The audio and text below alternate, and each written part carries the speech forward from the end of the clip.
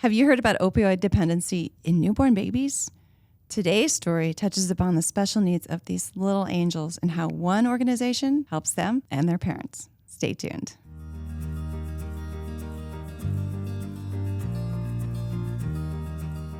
Welcome to Stories of Hope. I'm Christine Hotchkiss. Each week I bring you stories that inspire, educate, and give you hope. I want to thank my sponsor and podcast producer, the Motivated Mind Group.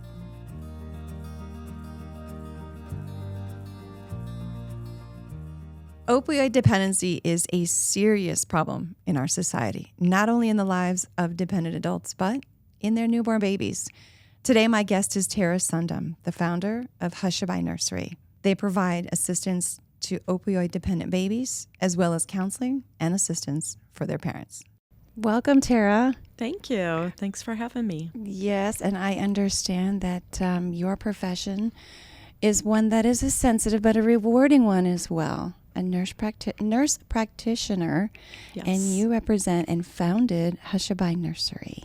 I do. I love what I do. Can it be challenging? It can be, but for the most part, I've been really blessed to take care of babies my entire career, and now taking care of the entire family system. Which is something that a lot of people don't realize, that once you have a baby, it's not just about the baby, it's about the entire family. But you have a particular uniqueness about taking care of the babies and the families. Tell me more about these babies. Yeah, we care for really the tiniest victims of the opioid crisis. So the babies that have been exposed prenatally to opiates or other substances while they were growing inside their mamas. And when they come out, they're going through the painful withdrawal process that an adult would. So vomiting, diarrhea, inability to sleep, shakes, really high-pitched cry. One mom explained to me withdrawal is the worst flu and migraine times 100. That's what we see. And I don't like having headaches, so I can imagine this little baby who doesn't know anything else but that. As we get older, we are conditioned to things. We learn that, a fever is not good. Yeah. But then you come into this world with not having any experience of these things being not so good. That's not such a happy thing. And then what is it that you do that help these babies? Yeah, we have created a 12-bed nursery in Phoenix where we take babies all across Arizona. But we have a quiet, dark environment with one-to-one caregivers that is created specifically for babies that are going through a withdrawal process. So we take them out of the neonatal intensive care unit, BP monitors, bright lights, everybody's busy. And we bring them into a very much home-like environment, not just for the baby, but for the entire family. And so then we really encourage families to come and be there, seeing if we can say the right thing at the right time to help families get well as their babies do. So it's a transition from the child being in the womb, and then coming out and trying to find a more calming, comforting and comfortable setting that child came from, minus the fact that there's all this pain and withdrawals that this poor baby is having. Absolutely. What exactly are you doing in these dark rooms? Well, we have different techniques as far as how can you make a baby settle. You can make a shushing noise. Shh, shh, shh. That's mommy's heartbeat. Okay. You can wrap them in really, really tight, like a little burrito. Make them feel like they're back inside mom. We can do skin to skin, where mom opens her shirt, we put baby in, we try to make them feel like they're back inside while they get through that process. So now here's the part I'm trying to process in my mind. Obviously, there was an exchange of drugs through the body in the pregnancy. How are you helping the mom have a connection with this baby when they had an addiction and didn't realize that now there was another individual who's going to go through all the things that you have already seen and they don't understand? Yeah, I think really talking with them in a trauma-informed way, meaning everyone has a journey. We don't know anyone's journey. I have no idea what things that our families have been through. So going in and just treating them like they were your son or daughter or my, sister. Making sure that they know that we're with them and we are not judging. We just want to help. A lot of times with families, once they see their baby, they're like, okay, I've got to do something. Mm-hmm. If they can have the right people say the right things at the right time, hopefully that's Hushabye staff, we can react and actually get them the treatment that they want. We really reduce all barriers to treatment, meaning if they don't have transportation, we have transportation. Mm. If they don't know where to go, we do the paperwork. We get them, do all of those phone calls for them. If they're ready, we jump at the chance to be able to see if we can get them in treatment. We know that babies do best with their biological parents. And what that means is then we have to heal those parents so that they're well and the environment's safe to send them home. Yeah, because I think, and you would know better than I do, I don't know, there was a need for this. That's why you chose to do this. But when we've heard of addiction and there's a baby, then we separate them because we don't know where the health is really going to be beneficial to the child. If a mother was using, then what is she going to do after the child's born? So now you're saying, no, we're going to help you through this process. Yeah, we offer, our program starts prenatally. So if families listen to this podcast and they're like, oh my gosh, there's help out there. Those families that we meet prenatally, starting to get them well, get them into treatment, get them, whatever they're open for, food, housing, transportation, and then helping them. Last month, 87% of our families that were with us prenatally were well and took their babies home to a safe environment. 87. And so we offer that, but then we offer postpartum whatever they need. So if a family isn't well at the time that they deliver, again, what are you open for? What are you going to do? So how are they able to find you? Is this something that is, you already know that child is going to be born with the dependency? It depends on the family. So we get referrals from hospitals, from different behavioral health centers, from families. Word of mouth really, really travels fast. You never know where we're going to find out about this pregnancy and this family that's struggling. But then we just meet them where they're at. If that's prenatally, if that's after their baby's born, if that's when their baby gets placed into foster care, sometimes that's the spark that they need, that they go, okay, it's really hard to get well, but I've got to do it for my baby. And that's when we just step in and go, okay, what can we do? And we do have the resources, or we have the partnerships with the different community members that can help them succeed. I like that you said there's 87%. That was last month. We're usually 79%, but it's increased. Yes, last month my team, I'm like, look at what you've done. Right? I'm so impressed. We really have been 79. 81% is where we usually are, but last month they were rocking it and families were rocking it. So this is where I'm actually going to give a shout out to some of the volunteers that are part of this, because this is a volunteer program. And I learned about you guys because I'm very active in the community myself with a lot of different things that I do. And I attended a recognition for volunteers a couple of months back in Gilbert. Yes. And one of the volunteers was being recognized for as many hours I don't remember the hours, so I can't tell you what they are. And I was like, wait a minute, I've never heard of this organization. And all she did was be a baby hugger. And, so I thought that was just great. So shout out to our volunteers who make these things happen, whether it's this organization or others. Yeah. And so there's got to be another joy in that too, because there's also successes. Like you said, 87% from what you said, 79. Yeah. And 79 is really, really high. So I always am like, oh, that's amazing. But look what we did. And I think just for everyone to realize that one baby's worth it. One family is worth it. And so it is a lot of work, but it's worth it. And anything in life is a lot of work when you don't have an understanding or patience, or the resources or the education. I'm sure there's other things I can add, but that's something that comes to the forefront of my mind, which brings me to not just the 87% and the amazing volunteers. What happens if a mother says, this is just too much for me and this is not what I can do. I can't bond. I don't want to do this. Do you have an answer as to where you can put them, help them, give them the resources or guidance? Absolutely. I mean, if it's one of those, do you want to parent or do you not want to parent? Like, that's adoption is an option. We do. We partner with different adoption agencies. If they just think right at this moment they can't do it, maybe there's family that can help. DCS, Department of Child Safety, we work with them very closely with every single family because we need to make sure baby's safe. But just because baby goes to foster care doesn't mean that there's not a plan to reunify. And sometimes we just need to get mom and dad well. And little by little, then we ultimate goal of getting them, reunified.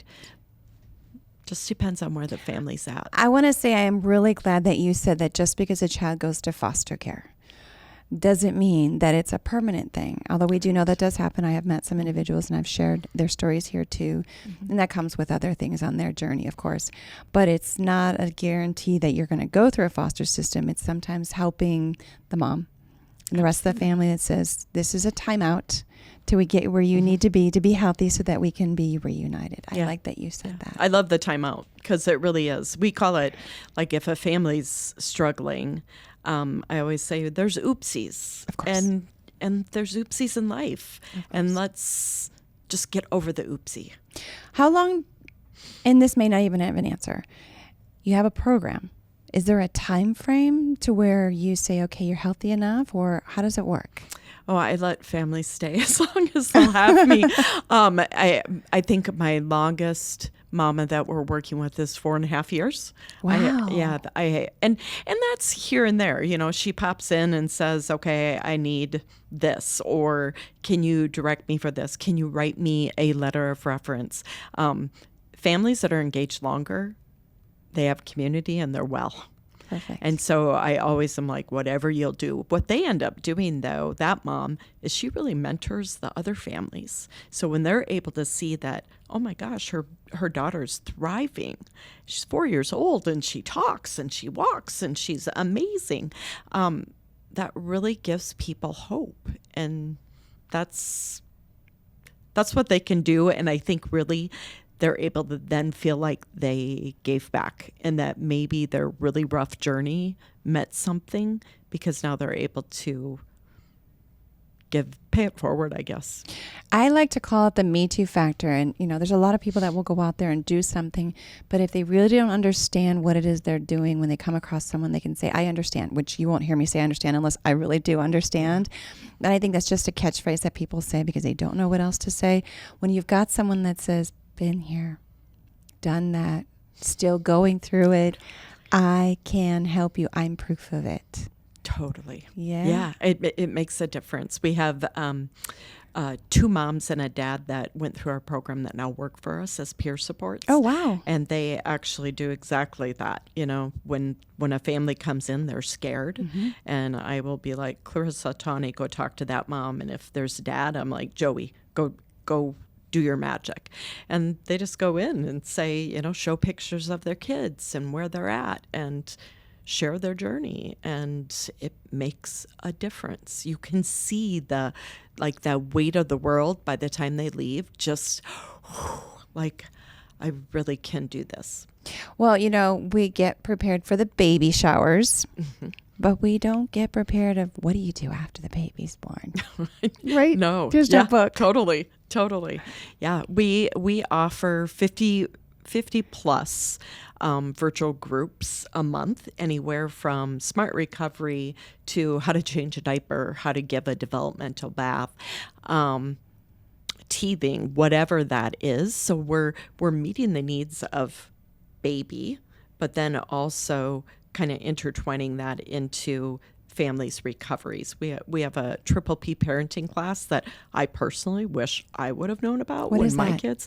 It is an evidence-based parenting class that you go to an 8 to 10 week course that we have on site. You can do it virtually too, but you get certified in, how to discipline your baby or your child. Why do you parent, or why do you think you parent? And what are those, I guess, myths and facts? So like maybe I was growing up and my parents spanked me. Well, there's now data on exactly what that does to a developing brain and why you shouldn't do it. Many of my families, this is cyclical. Their parents used, their grandparents used. This is not why. And now you're doing this triple P parenting, and that's why I am the way I am. Looking at trauma, all of those things. And so that hopefully they'll be able to be good parents, which is what they want. Mm-hmm. My parents love their babies. And life has so many struggles already. Mm-hmm. Then you add a child that there's not a language to understand. You have to learn it, right? There's no word to say, I'm hungry, I have a dirty diaper, or I'm not feeling good. You just have to learn the language. Absolutely. And with what you're saying, there's one thing that came to my mind, and we've heard this time and time again, the shaken baby syndrome. Mm-hmm. And that usually comes to a point where a parent has been very frustrated and don't know what else to do, and they just shake because they don't think there's anything else. If you shake them, they'll stop crying, when there's other things that obviously we've learned that are a consequence. Absolutely. I always tell my families when they're ready to leave, I'm like, it is okay to put your baby down alone on their back in their crib, the ABCs. Mm-hmm. Go outside, set your timer on your phone for 5-10 minutes, get your stuff together, and then go back in, because babies feed off of that anxiety. So they can feel you're getting upset, they're getting upset, and it just keeps escalating. Mm-hmm. And families are like, so that's all right? I'm like, for 10 minutes, it's all right. I'm like, absolutely. And I tell them about, I can remember my husband not coming home at 5 p.m. And I was like, I'm ready. Yes. I need somebody now. Yeah. And I tell them, you'd need that time out yes. I just need a time out. Mm-hmm. And when you tell them that, they're like, oh, okay, I didn't know. And so our parenting classes talk a lot about just simple tips and tricks to parenting, like things that I didn't know that my friends or my aunt and uncle taught me. And I didn't know that. Well, my families don't always have someone to tell us this is normal. This is not normal. Mm-hmm. And hopefully Hushabye can be that link, or we can help connect them with healthy families or teachers as parents, whatever those groups are in the community that do such good work to help them thrive.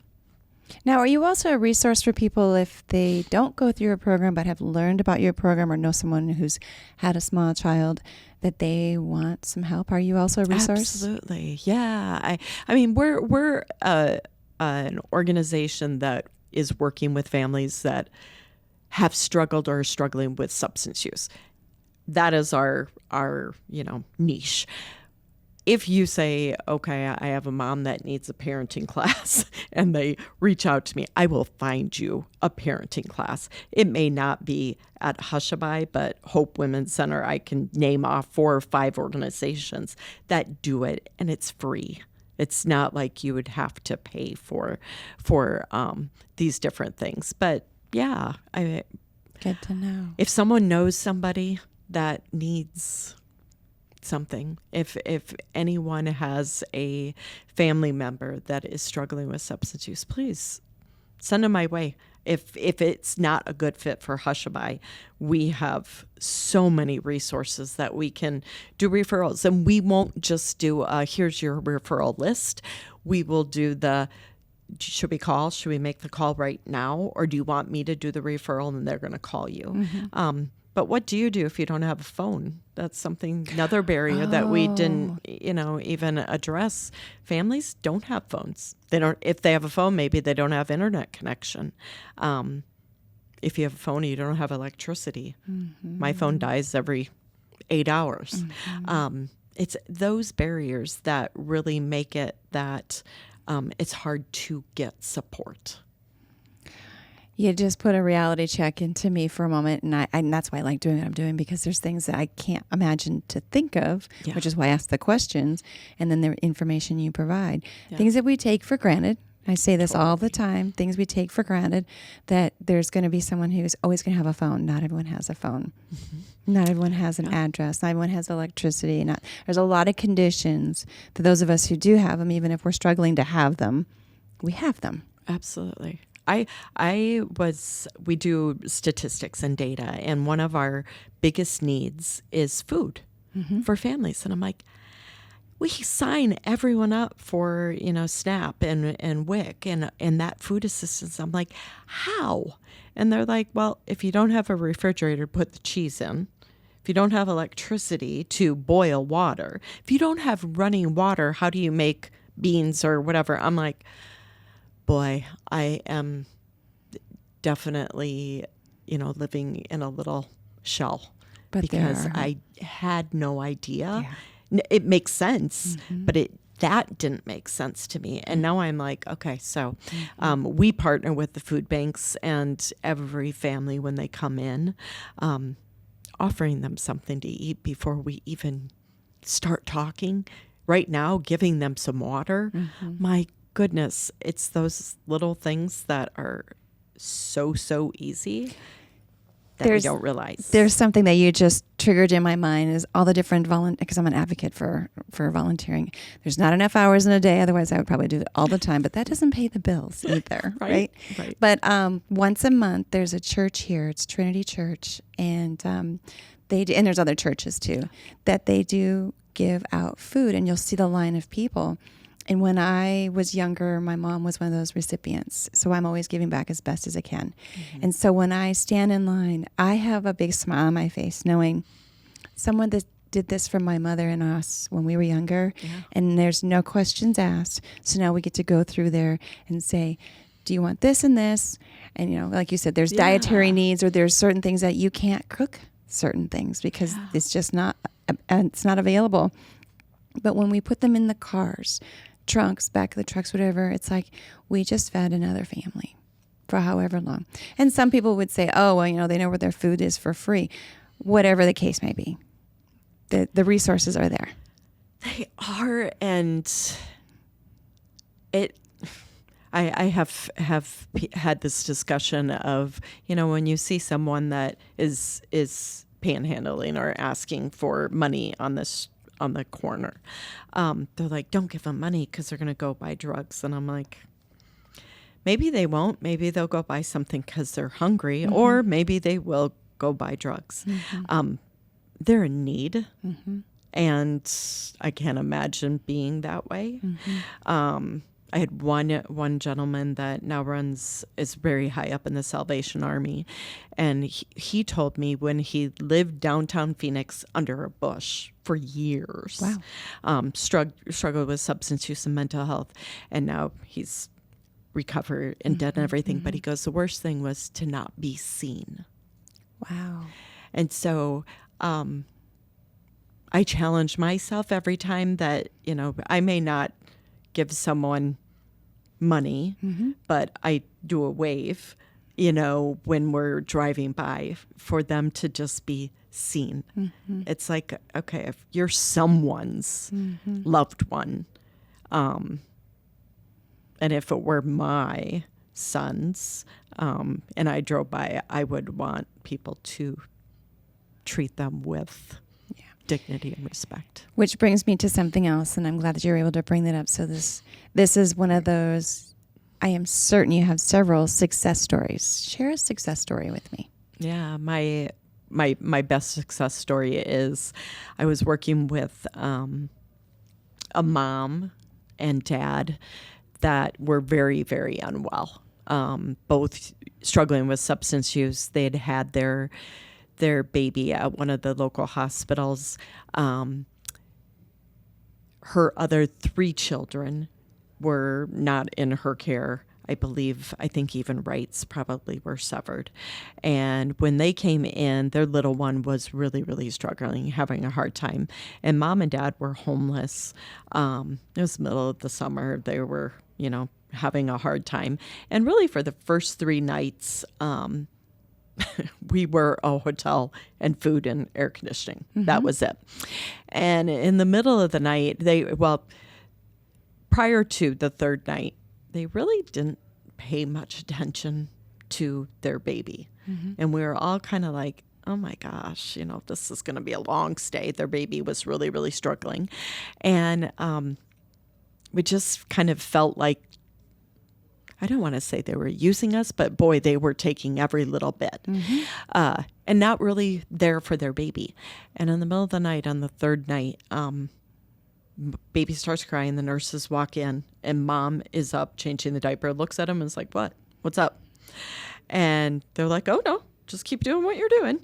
And he had the best night he had had. Oh. His mom was engaged. That next day, when I went in to talk with her, the nurses were like, tell that mom to come back, whoever that was. And I was like, okay. So, I went in there and I'm like, I am so proud of you. And she was like, what? And you could kind of see that tears were coming. She's like, what? And I'm like, he has responded to you. My gosh, he needs you. And look what you've done. And she was like, really? And I'm like, yeah, he needs you. And she's like, okay. And so I'm very open with my families. I don't sugarcoat anything. And I'm like, so whatever you didn't do yesterday, could you not do again today, please? And she starts, laughs. And I'm like, you know what I'm talking about? She's like, yes. That little one went to foster care. The parents went to treatment, did their 90 days, then they went to a residential treatment. 19 months later, it took 19 months to get them reconnected. But, oh gosh, he's past 2 now. She has not used since 72 hours of them being at Hushabye. So when I told her, don't use, and just gave her a little bit of hope. I asked her what was different with this little one compared to the other 3. And she goes, this one, I was in it. I had bonded with him and I knew I had to do it. With her other ones, she was able to visit, but only able to visit for 30 minutes. I think she may have used on site at the hospital, I think. So she could visit for 30 minutes with security in the room. She said, every time I left, my baby was crying. Oh, there was a bond being built. Yep. And she goes, I felt like I wasn't the best for them. Oh. And so she left and never returned because she felt like, after 30 minutes, she's ready to leave. And she felt like she made them more upset than not. And she's like, I just felt like they were better without me. Okay. And this one, they're parenting, they work, they're just rock stars. And so when you see that recovery, and my whole team, they need to just embrace that, because I was one at the very beginning that was like, there's no way this is going to be successful. And now I see them and I'm just so beyond proud of them. And now they're expecting another baby, planned pregnancy.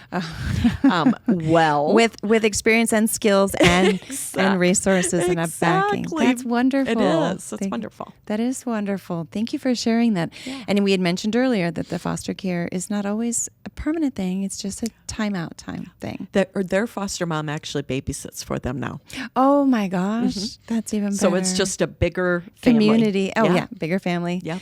Thank you for sharing that story and all of the things that you shared as far as your program of Hushabye Nursery. Yes. Now, I do have one final question that's not related to, well, it could be depending on your answer. And if I thought that I knew someone or wanted to know something more about someone, I would ask only the one question. And it's this question. What message would you like to leave everyone based on your journey of your life? Never say never. Ooh. Ooh. Yes. Yeah. I've had with Hushabye, I've had challenges galore, and I was told by one person that we couldn't do it. And my husband's like, darn it, why did he say that? Because I'm like, oh yeah, when we opened our doors, I sent him an invitation. It's like, come see what we couldn't do, because we were able to. There was a need and we filled it. I think in a way, that's what you're doing with these families too. They probably already feel helpless, hopeless. Totally. Yeah. Totally hopeless. And then you gave them the, hey, we can do this. You don't think you can. No one needs to remind you or tell you that you can't. Let's show them that we can. Yeah. It's so true. That's how I see it. I love it. Thank you for sharing Hushabye Nursery and for your time today. This inspiring story was brought to you by MMG, your global creative agency based right here in downtown Chandler.